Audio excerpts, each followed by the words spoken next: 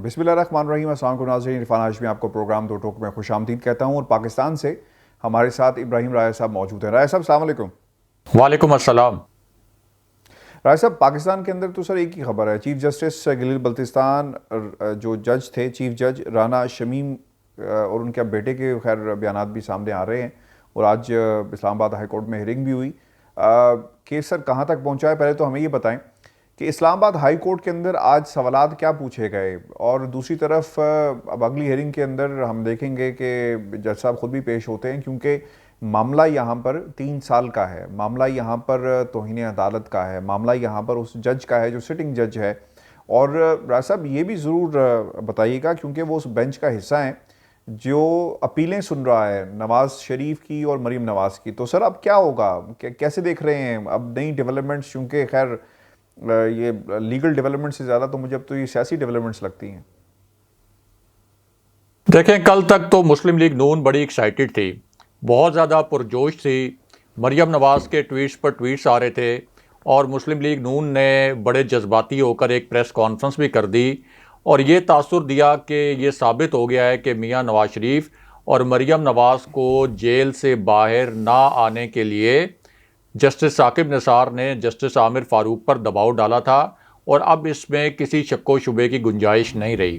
लेकिन जब आप एक फैब्रिकेटेड स्टोरी बनाते हैं, जब आप एक ड्रामा बनाते हैं, तो ड्रामों में बहुत ज़्यादा झोल भी रह जाते हैं। और इस मरतबा भी यही हुआ है कि ये जो एक पूरा प्लॉट बनाया गया था, इसमें नाकाबिले यकीन गलतियां की हैं मरियम नवाज़ ने, मियां नवाज़ शरीफ ने और उनकी कानूनी टीम ने। और मियां नवाज़ शरीफ को तो चाहिए ये कि वो अपनी कानूनी टीम को कान पकड़ा दें,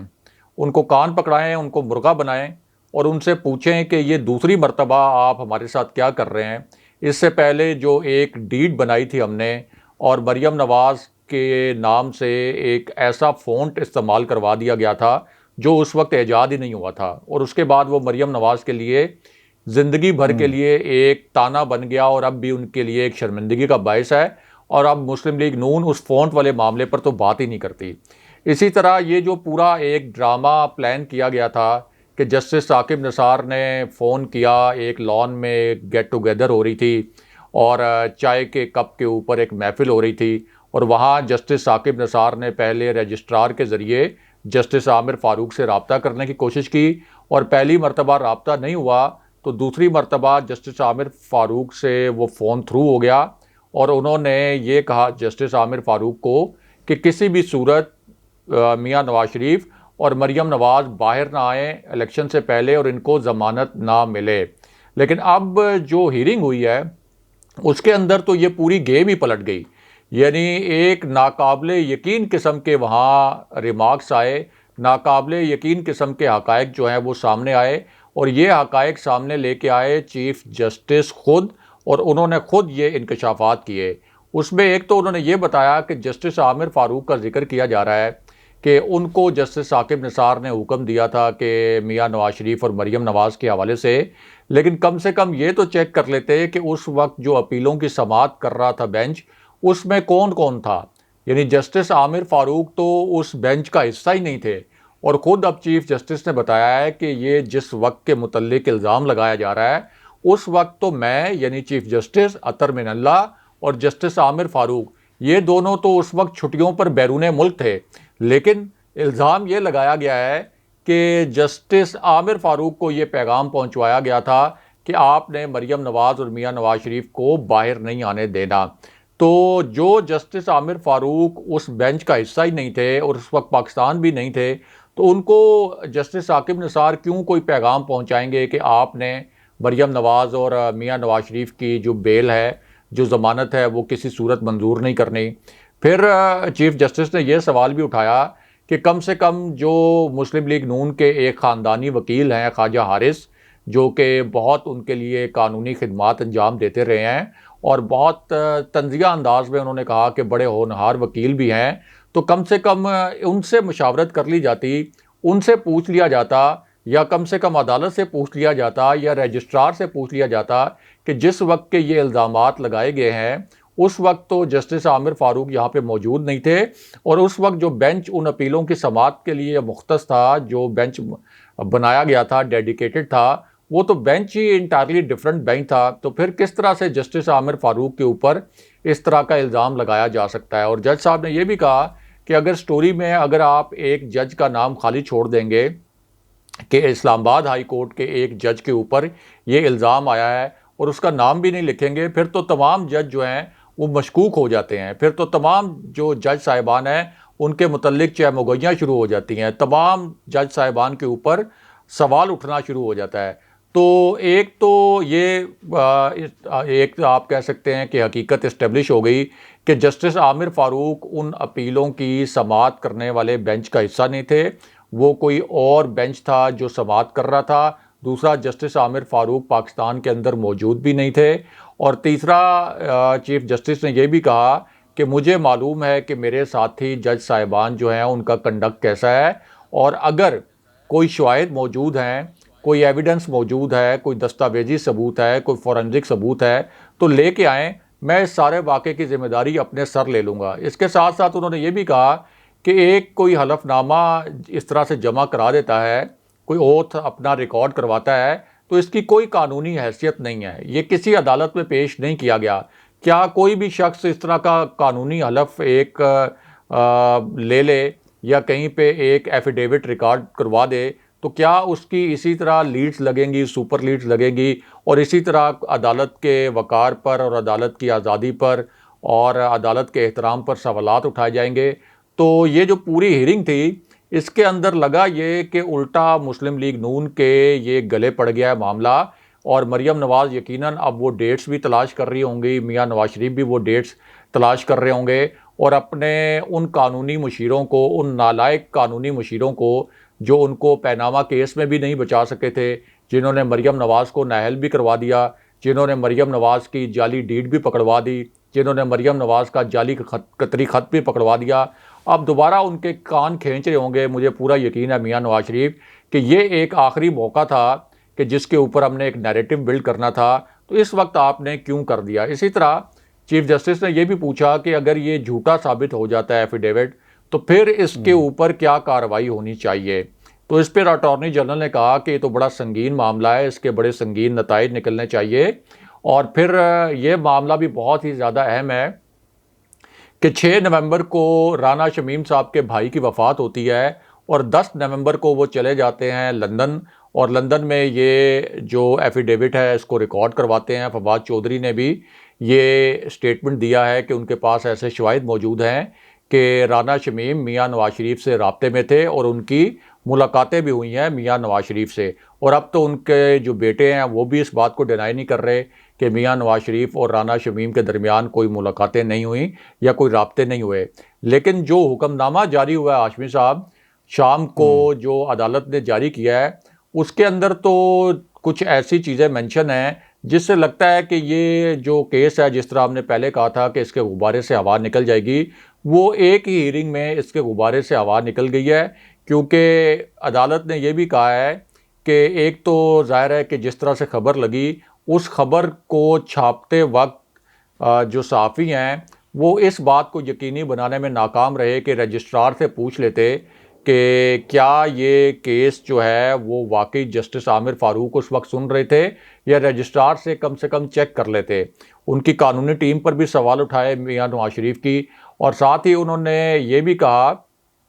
कि इसकी जो टाइमिंग है, जिस वक्त पे ये हलफनामा और ये एफिडेविट सामने लाया गया है, ये भी बहुत अहम है। क्योंकि मरियम नवाज़ के केसेस की समाअत होनी थी। इससे ना सिर्फ इस्लामाबाद हाई कोर्ट के ऊपर आप ये कह सकते हैं कि उनके एतमाद को ठेस पहुंचाने की कोशिश की गई है, बल्कि ये एफिडेविट जो है लगता यह है कि बज़ाहिर मरियम नवाज़ के केस पर भी असरअंदाज हो सकता है। तो तमाम रिमार्क्स जो आज थे वो सब के सब मुस्लिम लीग नून के ख़िलाफ़ चले गए। यानी वो कोशिश तो उनकी ये थी और उनकी तवक्को तो ये थी कि आज ये तौहीन अदालत का एक नोटिस तो सर्व किया है चीफ जस्टिस ने, लेकिन इसमें इतने कोई शवाहिद सामने आ जाएंगे कि उसके बाद जस्टिस आमिर फ़ारूक के ख़िलाफ़ कोई इंक्वायरी शुरू हो जाएगी, या ये मामला सुप्रीम जुडिशल काउंसिल में चला जाएगा, और फिर उसमें कोई मियां नवाज शरीफ का जो नैरेटिव है वो कोई साबित हो जाएगा कि मियां नवाज शरीफ जो है वो बेगुनाह थे और उनको किसी दबाव के तहत जो है वो सज़ा दी गई। साथ ही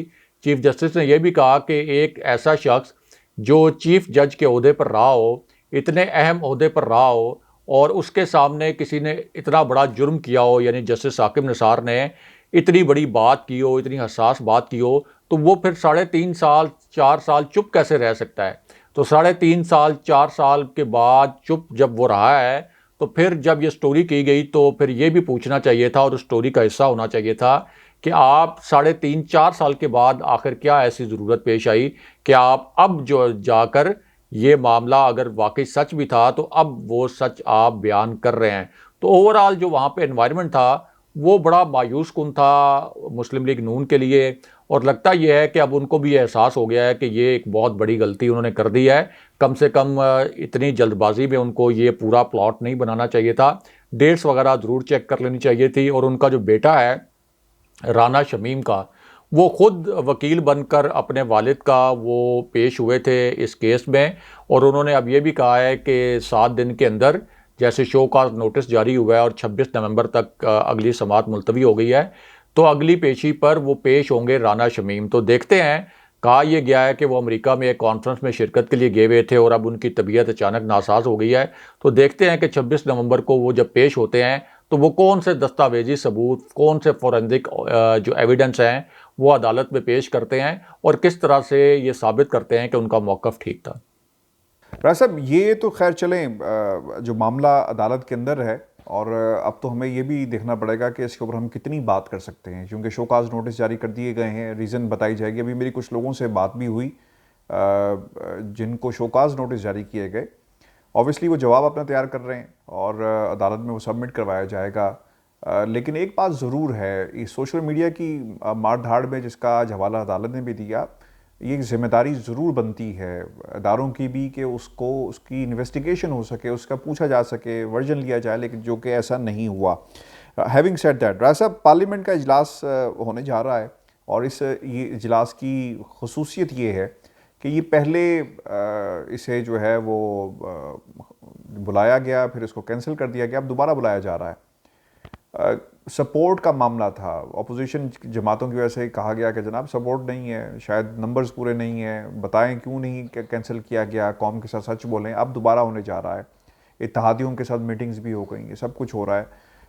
किस तरह देख रहे हैं इसको? जो बिल पास किए जाएंगे, पेश किए जाएंगे, उनमें कुलभूषण यादव के हवाले से बिल है, फिर इलेक्ट्रॉनिक वोटिंग के हवाले से बिल है। बहुत इंपॉर्टेंट है राय साहब, समंदर पार पाकिस्तानियों को उनका हक दिलवाना।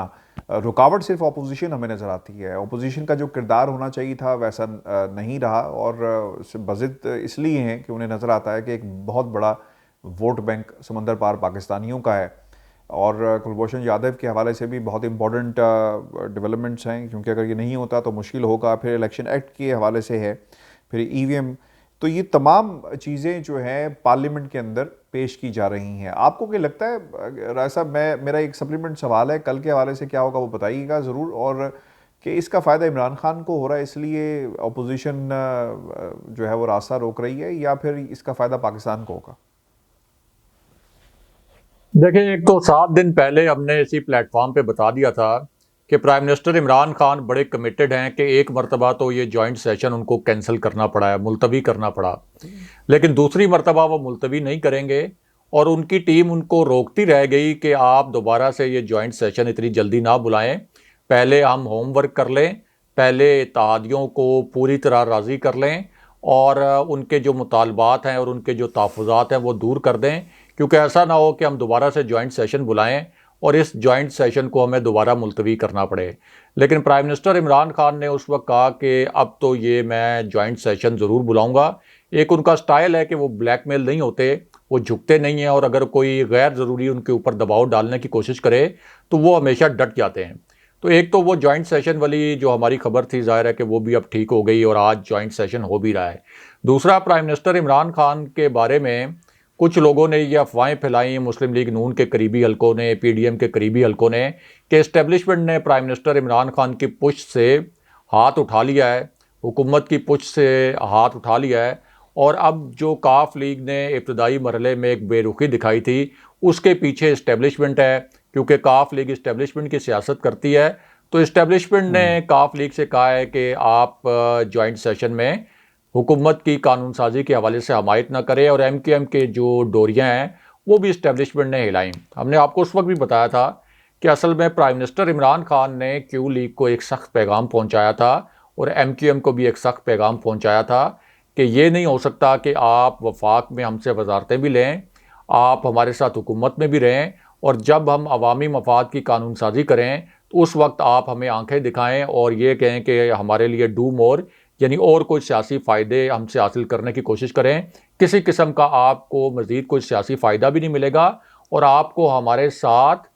इस कानून साजी में हमारी हमायत करनी पड़ेगी, वरना मुस्तकबिल में हम भी अपने फ़ैसले लेने में आज़ाद होंगे। अब वही जो दानिश्वर हैं जो इससे पहले ये कह रहे थे कि इस्टेब्लिशमेंट रूठ चुकी है प्राइम मिनिस्टर इमरान खान से, जनरल कमर जावेद बाजवा और प्राइम मिनिस्टर इमरान खान के दरमियान शदीद इख्तलाफात पैदा हो चुके हैं, DGISI की तैनाती के हवाले से जो कशीदगी, जो मुबैना गलतफहमियाँ या बदगुमानियाँ मुबैना पैदा हुई वो अब भी मौजूद हैं। तो अब इस्टेब्लिशमेंट ने एक सबक सिखाने का फ़ैसला कर लिया है इमरान खान साहब को और उनकी हुकूमत को। लेकिन अब वो दानिश्वर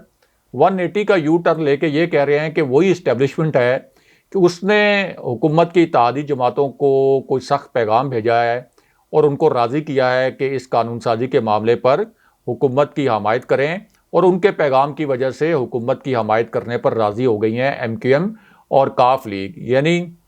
पहले कह रहे थे इस्टेब्लिशमेंट नाराज़ है, अब 3 दिन के अंदर जब प्राइम मिनिस्टर इमरान खान ने मामलात सारे तय कर लिए हैं और उनके सख्त पैगाम के बाद जब काफ लीग और MQM का सॉफ्टवेयर अपडेट हो गया है, तो अब कह रहे हैं कि इस्टेब्लिशमेंट हुकूमत को सपोर्ट कर रही है। और मौलाना फजलुर रहमान ने भी और शाहिद खाकान अब्बासी ने, मुस्लिम लीग नून ने और PDM के प्लेटफॉर्म से जो एलामिया जारी हुआ उसके अंदर भी ये कहा गया कि रियासती इदारे इस वक्त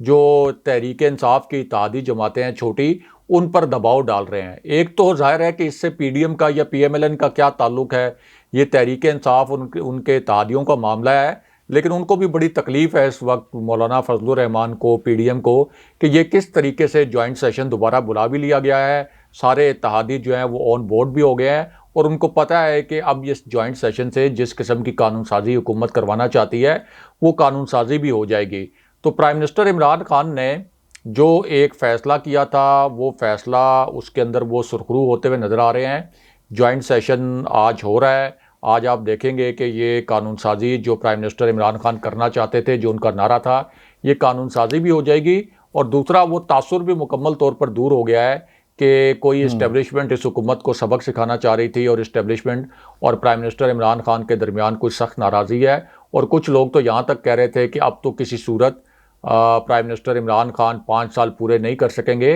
क्योंकि जॉइंट सेशन भी मुलतवी करना पड़ा है और आगे कोई तहरीक अदम एतमाद भी आ जाएगी। पहले मरहले में असद कैसर के ख़िलाफ़, दूसरे मरहले में चेयरमैन सेनेट के ख़िलाफ़, तीसरे मरहले में CM पंजाब के ख़िलाफ़ और आखिरी मरहले में प्राइम मिनिस्टर के ख़िलाफ़ भी। लेकिन अब उनके जो अरमान हैं उन पर इसलिए भी ओस पड़ गई है कि जहांगीर तरीन ग्रुप, जिससे उनकी बड़ी तवक्कुआत वाबस्ता थी, जिनके ऊपर बड़ा काम भी उन्होंने किया था, पीपल्स पार्टी ने भी बड़े राब्ते वगैरह किए थे, लेकिन अब जहांगीर तरीन ग्रुप ने भी ये ऐलान कर दिया है कि तहरीक इंसाफ हमारी पार्टी है, हम जाएंगे जॉइंट सेशन में और तहरीक इंसाफ के हक़ में, यानी वो जो कानून साजी करना चाहती है उसके हक़ में वोट देंगे। तो इस तरह एक सिचुएशन जो है वो उधर ही चली गई है जिधर DGISI की तैनाती के हवाले से थी, यानी एक स्मूथ सेलिंग थी। और मैंने आपको पहले भी बताया था कि ये PDM पुरानी तनख्वाह पर काम करेगी। अब ये जो लॉन्ग मार्च का इन्होंने एक शोशा छोड़ा था कि हम लॉन्ग मार्च करेंगे, और ये नवंबर के तीसरे हफ्ते में इन्होंने एक प्लांटेड खबर जो है वो लीक करवाई थी और मीडिया में लगवाई थी। अब ये कह रहे हैं कि 22 नवंबर को स्टीयरिंग कमेटी का इजलास होगा, दोबारा से तजावीज़ आएंगी, फिर उन तजावीज़ के ऊपर गौर के लिए एक सरबराही इजलास होगा PDM का। तो आप मुझे बताएं कि फिर ये जो लॉन्ग मार्च नवंबर के तीसरे हफ्ते में होना था वो कहाँ गया। इसका मतलब यह है कि दिसंबर तक लॉन्ग मार्च की कोई उम्मीद नहीं। और क्या कोई शख्स ये तसव्वुर कर सकता है कि दिसंबर में इस्लामाबाद की सर्दी में यहाँ कोई लॉन्ग मार्च होगा? तो ना वो लॉन्ग मार्च होना है, वो अगर कोई हुआ भी तो 1 आध दिन का इवेंट होगा, कोई यहाँ पे लंबा चौड़ा धरना नहीं होगा। और इनकी कोशिश ये होगी कि ये लॉन्ग मार्च भी या महंगाई मार्च भी ये मार्च अप्रैल तक ले जाएं, और मार्च अप्रैल तक जब मामला चला जाएगा तो उस वक्त तो 8-10 महीने हुकूमत के रह जाएंगे, नए इलेक्शन का माहौल बना होगा। और ये लॉन्ग मार्च तहरीक अदम एतमाद, जिस तरह पहले इनके plan A, plan B, C, D, E सब फेल हुए हैं, ये दोनों प्लान भी फेल हो जाएंगे। राज साहब, ये फजल रहमान साहब कहते हैं, और मैं चाहूँगा कि हम इस पर क्विकली कमेंट करके प्रोग्राम ख़त्म करें। वो ये कहते हैं कि छोटी पार्टियों पर पार्लियामेंट में आने के हवाले से दबाव डाला जा रहा है, मुश्तरका इजलास में नहीं आना, हाथ मरोड़ कर कानून बनाएंगे तो इसमें कोई वक़्त नहीं रहेगी, और पीडीएम की तो सर दुकान बंद हो गई, तो वो किसी न किसी तरह दुकान जो है वो चलाने की कोशिश करते हैं। फिर उन्होंने राना शमीम के बारे में भी अपनी अदालती तहकीकात के हवाले से बातें जो है वो कही हैं। लेकिन छोटी पार्टीज़ जिस तरह वो इशारा दिलवा रहे हैं, किस तरफ कह रहे हैं सर? कौन सी छोटी पार्टी जिनके हाथ जो हैं वो बाजू मरोड़े जा रहे हैं? उनका इशारा एमक्यूएम की जानिब है, काफ लीग की जानिब है कि इनको इस्टेब्लिशमेंट कह रही है कि आपने हर सूरत में हुकूमत की हमायत करनी है। लेकिन यहाँ बात यह है कि काफ लीग जो है उसके मुतल्लिक यानी सबको मालूम है अपनी पार्टी फजल रहमान साहब की बड़ी पार्टी है और ये सब छोटी पार्टीज हैं। This is what he is trying to establish. जी मौलाना फजलुर रहमान खुद तो पार्लियामेंट में नहीं है, लेकिन पार्टी वो समझते हैं कि उनकी बड़ी है। तो वो ये समझते हैं कि इस्टेब्लिशमेंट अब जो है वो काफ लीग और एमक्यूएम को मजबूर कर रही है। हालांकि हकीकत यह है कि एमक्यूएम और काफ लीग दोनों को ये सूट करता है कि वो इस वक्त तहरीक इंसाफ के साथ जुड़े रहें, क्योंकि तहरीक इंसाफ के साथ जुड़े रहेंगे तो उनको इक़्तिदार में हिस्सा भी मिलता रहेगा। और अगर ज़ाहिर है कि तहरीक इंसाफ से वो अगर अलग होंगे और अगर तहरीक इंसाफ की हुकूमत चली जाती है तो उनका जो इक़्तिदार है वो भी चला जाएगा। तो असल में तो एमक्यूएम और काफ लीग जो है प्राइम मिनिस्टर के एक सख्त पैगाम के बाद उन्होंने फैसला किया कि बग़ैर इस मरतबा कोई सियासी फ़ायदा लिए हम हुकूमत की हमायत करेंगे। और दूसरा, ये जो मौलाना फजलुर रहमान, शाहिद खाकान अब्बासी और मुस्लिम लीग नून जो हैं, अब ये जो उनके चेहरों पर मायूसी नज़र आ रही है और दोबारा से ये इस्टेब्लिशमेंट को तनकीद का निशाना बना रहे हैं, उससे मुकम्मल तौर पर उस तासुर की नफ़ी हो जाती है कि इस वक्त अस्करी क़यादत कोई इस हुकूमत के ख़िलाफ़ कोई इक़दाम उठाना चाहती है, या कोई तहरीक अदम एतमाद की हमायत करना चाहती है, या कोई लॉन्ग मार्च को उनकी सपोर्ट थी। अगर उनको लॉन्ग मार्च की सपोर्ट इस्टेब्लिशमेंट कर रही होती तो फिर तो ये हाशमी साहब नवंबर का इंतज़ार ही ना करते, तीसरे हफ्ते का, ये फ़ौरन लॉन्ग मार्च करते। इनको पता था कि अगर ये हम 6, 7, 8 हज़ार लोग भी ले आए और इस्टेब्लिशमेंट की सपोर्ट हुई तो ये लॉन्ग मार्च कामयाब हो जाएगा। तो इस वक्त ये एक डेस्परेशन में इल्ज़ामात लगा रहे हैं क्योंकि उनको नज़र आ रहा है कि जॉइंट सेशन में कानून साजी के मामले पर इनको शिकस्त होने वाली है। बहुत शुक्रिया व्यूअर्स, ये था दो टोक। अपने कमेंट्स भेजिएगा, चैनल को सब्सक्राइब करें। मुझे और राय साहब को इजाज़त दीजिए। अल्लाह ने के बाद। अल्लाह ने के बाद।